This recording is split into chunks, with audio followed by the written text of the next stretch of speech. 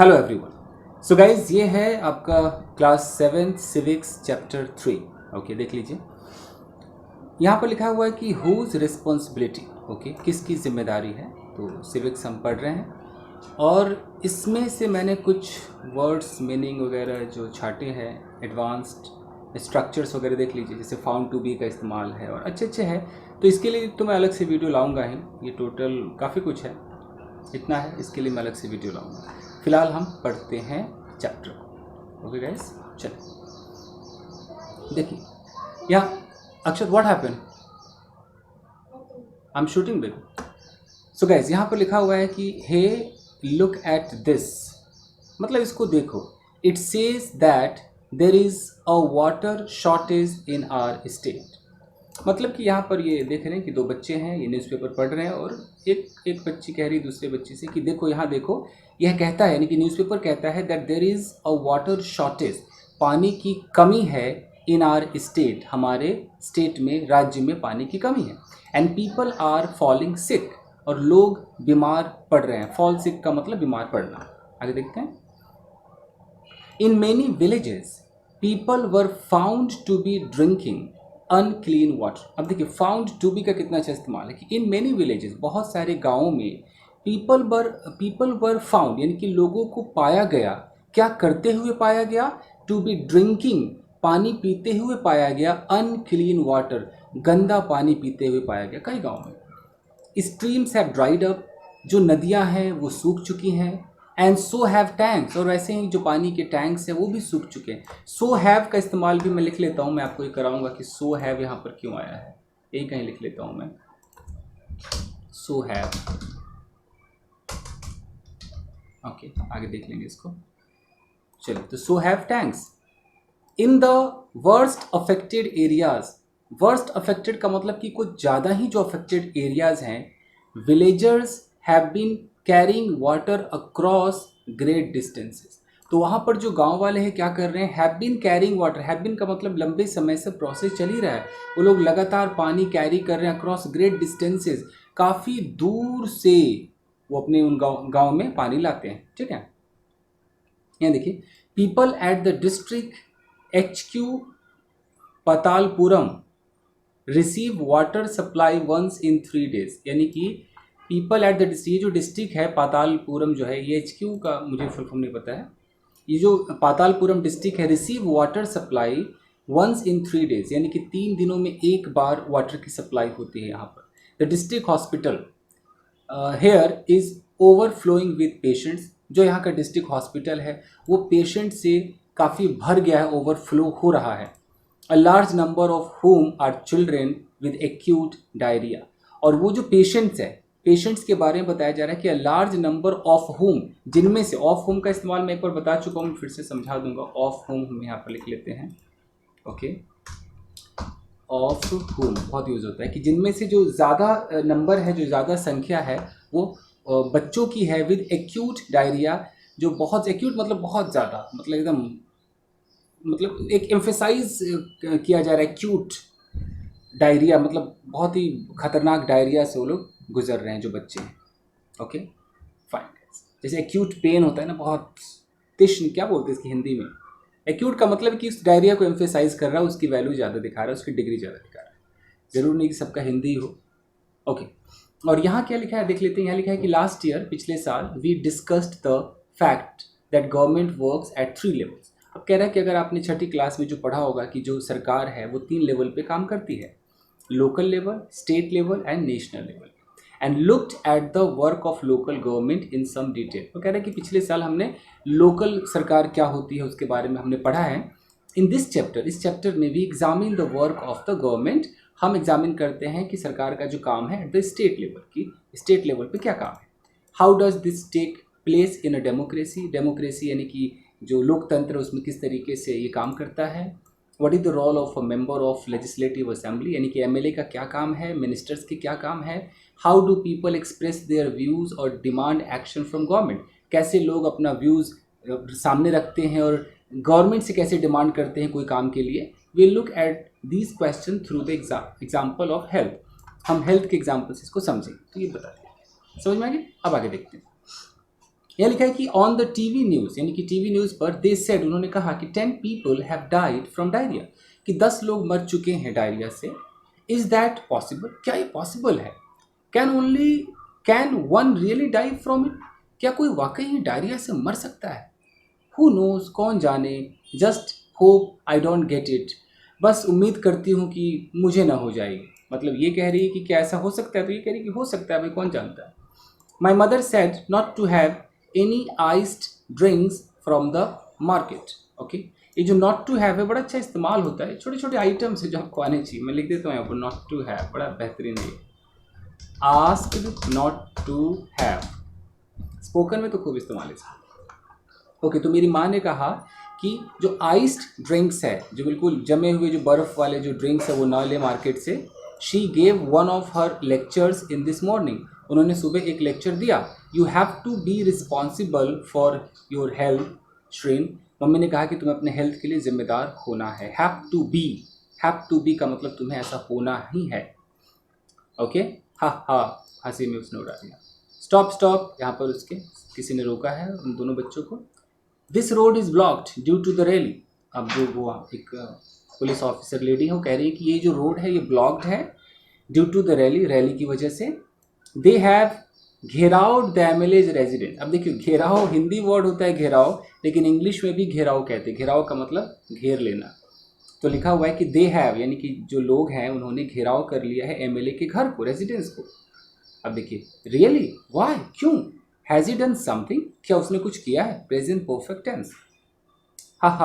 They seem more angry about what he hasn't done. Okay, अब वो lady कह रही है जो पुलिस वाली है कि दे सीम मोर एंग्री, सीम का इस्तेमाल है कि वो जो लोग हैं वो ज़्यादा गुस्से में इसलिए प्रतीत हो रहे हैं about what he hasn't done, उस बारे में कि एमएलए ने कुछ किया नहीं है, इसलिए वो ज़्यादा गुस्से में। And we demand that the authorities take immediate action to bring, देखिए डिमांड दैट, इसके लिए आपको प्रेजेंट सब्जेंटिव मूड आना चाहिए। Demand that, recommend that, want that, बड़ा बेहतरीन आइटम होता है। तो वी डिमांड दैट, हम ऐसा डिमांड करते हैं कि द अथॉरिटीज टेक, देख रहे अथॉरिटीज एक इमीडिएट एक्शन ले to bring the public health situation under control, कि लोगों का जो हेल्थ सिचुएशन है अंडर कंट्रोल हो जाए। और MLA must take the responsibility for this. अब यहाँ मस्ट मॉडल ऑक्सिलरी वर्ब का इस्तेमाल है कि हमारे एमएलए को अवश्य ही क्या करना चाहिए, रिस्पॉन्सिबिलिटी इसके लिए उठानी चाहिए, जिम्मेदारी उठानी चाहिए। What a loud voice he has, कितनी लाउड आवाज़ है उसकी। ही must be a leader of something, अभी लड़की कह रही कि पक्का वो मस्ट बी अ लीडर, देख रहे हैं मस्ट बी मॉडल का इस्तेमाल देख लीजिए। जब हमारा शक पक्का हो प्रेजेंट टाइम में कि पक्का वो लीडर होगा भाई, तो हम मस्ट भी लगा देते हैं। उसके एक्टिविटी को देखकर हम अंदाजा लगाते हैं, हमारा अंदाजा कुछ ज़्यादा हो जाए तो मस्ट भी लगा देते हैं। काफ़ी स्वेट हो रहा है। ओके, तो he must be a leader of something, किसी चीज़ का नेता होगा। I saw him on TV too, मैंने उसको टीवी पर भी देखा है। देखिए TOO2 का मतलब है भी, कैसा भी, मतलब यहाँ तो वो है ही, मैंने टीवी पर भी उसको देखा है। He is a member of the opposition, वो ना अपोजिशन का मेंबर है। वो अपोजिशन मतलब जो विपक्ष पार्टी होती है। यहाँ तक तो हम समझ गए कि यहाँ पर कॉमिक्स के माध्यम से हम समझ गए कि दो बच्चे आपस में कैसे हेल्थ के बारे में बात कर रहे हैं, फिर कैसे उन्होंने रैली को देखा, कैसे लोग एमएलए के खिलाफ हैं, ये सारी चीज़ें वो ऑब्जर्व कर रहे हैं। अब क्वेश्चन आता है कि who is an MLA, MLA कौन होता है। ओके, एमएलए देख लीजिए। इन द एबव सेक्शन, ऊपर के सेक्शन में, you have read about some events in Patalpuram, आपने पढ़ा है कुछ घटनाएं जो कि पातालपुरम में हुई हैं। You may be familiar with, देखिए मे बी मॉडल को देखिए कितना मॉडल यूज होता है। You may be familiar with, may be का मतलब है हो सकता है, 50% चांस है कि आप फैमिलियर होंगे, परिचित होंगे विद क्या, विद सम ऑफिशियल नेम्स, कुछ ऑफिशियल्स नेम जो होते हैं उनसे आप परिचित होंगे। जैसे कि सच एज का मतलब है जैसे कि कलेक्टर आपने सुना होगा, मेडिकल ऑफिसर सुना होगा, ETC एटसेट्रा आपने सुना होगा। But have you heard of N MLA, क्या आपने एमएलए वर्ड सुना है? Excuse me. And the legislative assembly, क्या आपने सुना है? Do you know the MLA of your area, क्या आपको पता है कि आपके एरिया का एमएलए कौन है? मुझे भी नहीं पता। Can you identify which party she or he belongs to, can you identify, यहाँ भी मॉडल आ गया। मतलब मॉडल आप देख लो, इसके अंदर मस्ट आपको मिल रहा है, आपको मे मिला है, आपको यहाँ पर कैन भी मिल गया कि कैन यू आइडेंटिफाई, क्या आप पहचान सकते हैं विच party she or he belongs to. MLA तो कोई भी हो सकता है, शी भी या ही भी, तो जो भी एमएलए है, शी हो या ही हो, वो किस पार्टी से बिलोंग करता या करती है, पहचान सकते हैं क्या आप? Okay fine. Members of the legislative assembly, यानी कि जो एमएलए होते हैं वो क्या होते हैं, वो लेजिस्लेटिव असेंबली के मेंबर होते हैं, are elected by the people. अब ये सब सवाल है कि एमएलए को कौन चुनता है। अब देखिए यहाँ पर ग्रामर को, कि हम यहाँ पर कह रहे हैं कि members of the legislative assembly, यानी कि जो एमएलएज आर इलेक्टेड। कई लोग सवाल करते हैं कि पैसिव क्यों हम यूज़ करते हैं। देख लीजिए पैसिव है, यहाँ लिखा है कि एमएलए को इलेक्ट किया जाता है, चुना जाता है बाय द पीपल, लोगों के द्वारा। यहाँ पर एमएलए को हाईलाइट करना था तो हमने एमएलए को पहले रख दिया। एमएलए यहाँ पर डूअर नहीं है, यहाँ पर एमएलए एक नॉन डूअर है। एमएलए कुछ कर नहीं रहा है, एमएलए के साथ कुछ हो रहा है। एमएलए को इलेक्ट किया जा रहा है, किसके द्वारा? यहाँ पर द्वारा दिखाना भी जरूरी था कि आखिर इलेक्ट करता कौन है, तो बाय लगा दिया कि बाय द पीपल। तो एमएलए जितने भी होते हैं, एक तो वो members of the legislative assembly होते हैं और उनको लोगों के द्वारा चुना जाता है। Okay, they then become members, present indefinite का इस्तेमाल देखिए कि दे, वे लोग, देन तब, बिकम मेंबर्स, वो मेंबर्स बन जाते हैं ऑफ द लेजिस्लेटिव असेंबली, फिर वो इस लेजिस्लेटिव असेंबली के सदस्य बन जाते हैं। And also form the, form मतलब बनाते हैं, क्या बनाते हैं? Form the government. यानी कि लोग चुनते हैं एमएलए को, फिर वो जब एमएलए जब वो चुने जाते हैं, इलेक्ट हो जाते हैं, तो वो लेजिस्लेटिव असेंबली के मेंबर होते हैं और वो लोग सरकार बनाते हैं।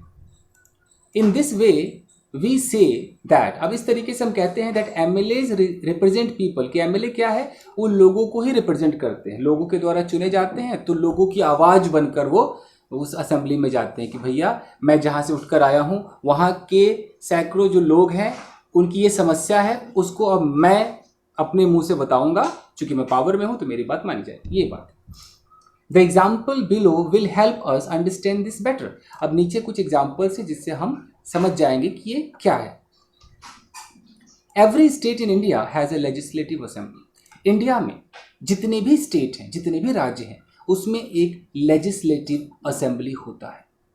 Each state is divided into different areas और कंस्टिट्यूएंसीज। हर एक स्टेट को बांटा जाता है, इज डिवाइडेड, प्रेजेंट इंडेफिनिट का पैसिव है कि हर एक स्टेट को डिवाइड किया जाता है इनटू डिफरेंट एरियाज, अलग अलग एरियाज में, या उनको कंस्टिट्यूएंसीज कह लीजिए, चुनावी क्षेत्र जो भी हिंदी में कहते होंगे कंस्टिट्यूएंसीज को, इसमें हर एक स्टेट को बांटा जाता है। फॉर एग्जाम्पल के तौर पे look at the map below, नीचे आप मैप को देखिए। इट शोज, ये दिखाता है that the state of Himachal Pradesh is divided into 68 assembly constituencies.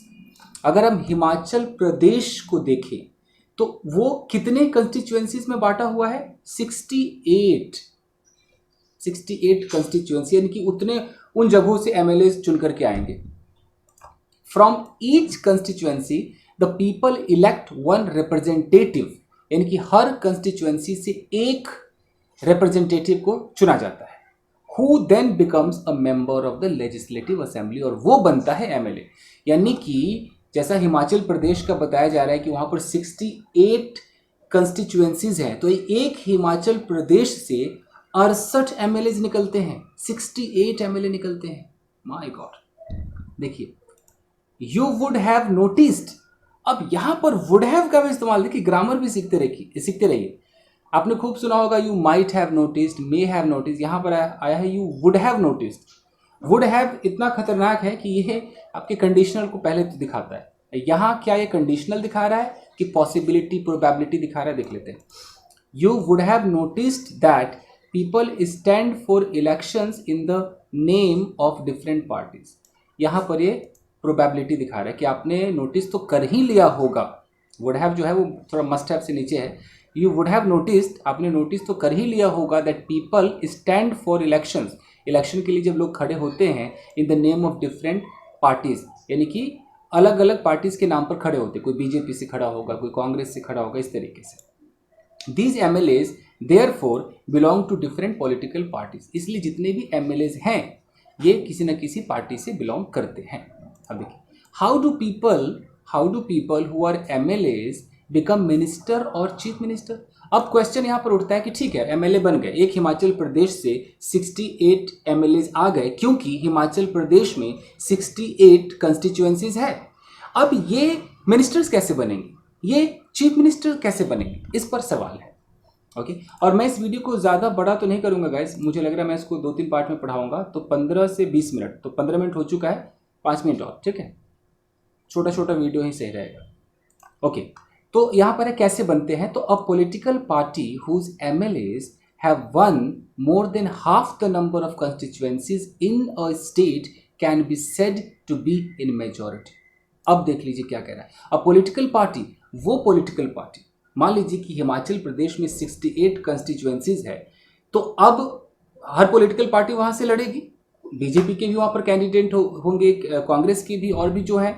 तो लिखा है कि a political party whose MLAs, उस पार्टी के MLAs have one more than half the number of constituency, यानी कि अगर 68 है तो 68 का आधा कर दीजिए, तो अगर वो हाफ नंबर वो जीत जाते हैं, मान लीजिए कि बीजेपी के एमएलएज हैं, वो 68 के 50% उन्हीं के एमएलएज जीतते हैं, तब जाकर के in state can be said to be in majority, तो मेजोरिटी में कहलाएंगे। 50% ऑफ द कंस्टिट्यूएंसी आपको जीतना है, तब जाकर आप मेजोरिटी में कहलाएंगे। The political party that has the majority is called the ruling party, और वो पॉलिटिकल पार्टी जिसके पास मेजोरिटी है, जिसने 50% कंस्टिट्यूएंसी जीता है, वो रूलिंग पार्टी कहलाएगा। And all other members are called the opposition, और जिन बेचारों ने 50% का कोटा पूरा नहीं किया है, वो सारे अपोजिशन में चले जाएंगे, चाहे किसी पार्टी के। फॉर एग्जाम्पल, मान लीजिए the legislative assembly of the state of Himachal Pradesh has 68 MLA constituencies, 68 MLA का कंस्टिट्यूएंसीज है हिमाचल प्रदेश में। ठीक है जी, आगे देखते हैं। अब यहां लिखा है कि candidates from various political parties one 2017 assembly election, 2017 में जो असेंबली इलेक्शन हुआ था उसमें बहुत सारे candidates from various political party जीते थे, एंड बिकेम एमएलए, और सारे के सारे एमएलए तो बन गए, सारे जीते, सब एमएलए बन गए, जो जीतेगा वो एमएलए बनेगा। Since the total number of MLAs in the legislative assembly 68, तो अगर टोटल नंबर देखो तो 68 एमएलएज निकल गए वहां से, क्योंकि 68 कंस्टिट्यूएंसीज है। A political party would have needed to have more than 34 MLAs in order to gain a majority. अब जो पॉलिटिकल पार्टी, जैसे 68 है तो कम से कम 34 जिसके एमएलए जीते होंगे, देख लीजिए, a political party would have needed, उन्हें जरूरत पड़ी रही होगी to have more than 34 MLA, 34 MLA in order to gain a majority. अगर उनके 34 एमएलए जीते हैं तब उनको मेजोरिटी मिलेगी, नहीं तो नहीं मिलेगी। Okay, the Bharatiya Janata party BJP with 44 MLA had the majority, उनके पास उनके 44 एमएलए ने जीत लिया, एंड उनकी मेजोरिटी थी क्योंकि 34 ही चाहिए था, 44 ने जीत लिया, and it became the ruling party, और ये रूलिंग पार्टी बन गई हिमाचल में। All other MLA became the opposition, और बाकी जो एमएलए थे वो सब अपोजिशन के हो गए। इन दिस केस, तो इस केस में द इंडियन नेशनल कांग्रेस जो आईएनसी है was the major opposition party, वो लोग बहुत बड़े अपोजिशन पार्टी हुए, since it had the largest number of MLA after the BJP, क्योंकि बीजेपी के 44 एमएलए वहां से जीते, और उससे थोड़े से कम कांग्रेस के थे, तो कांग्रेस के भी बाकियों के मुकाबले ज्यादा थे, तो अपोजिशन में भी इनकी ज्यादा वैल्यू थी, अपोजिशन में भी भारी बहुमत वाले ये अपोजिशन पार्टी थे।